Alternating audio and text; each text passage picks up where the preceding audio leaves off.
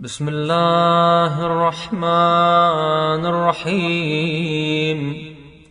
اللهم إني أعوذ بك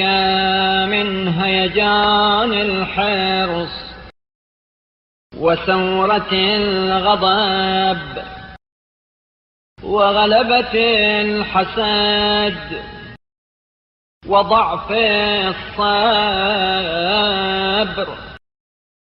وقلة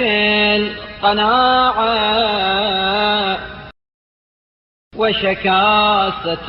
الخلق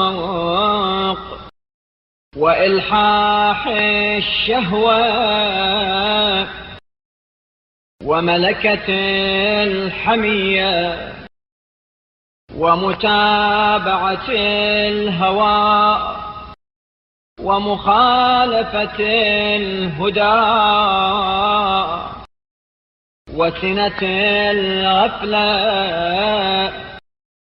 وتعاطي الكلفة وإيثار الباطل على الحق والإصرار على المأثم واستصغار المعصية واستكبار الطاعة ومباهاة المكثرين والإزراء بالمقلين وسوء الولاية لمن تحت أيدينا وترك الشكر لمن اصطنع العارفة عندنا أو أن نعضد ظالما أو نخذل ملهوفا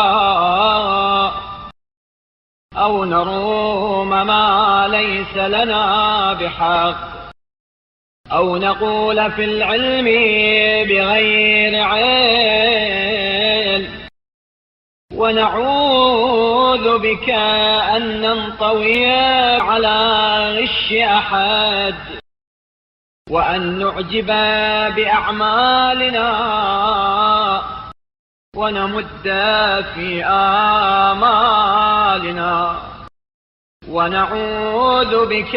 من سوء السريرة واحتقار الصغيرة وأن يستحوذ علينا الشيطان أو ينكبنا الزمان أو يتهضمنا السلطان ونعوذ بك من تناول الإسراف ومن فقدان الكفاف ونعوذ بك من شماتة الأعداء ومن الفقر إلى الأكفاء ومن معيشة في شدة وميتة على غير عدة ونعوذ بك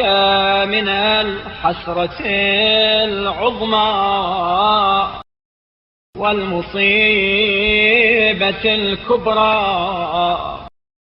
وأشقى الشقاء وسوء المآب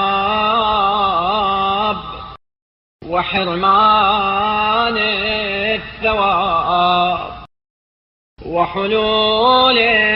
العقاب. اللهم صل على محمد وآله وأعذني من كل ذلك برحمتك وجميع المؤمنين والمؤمنات يا أرحم الراحمين.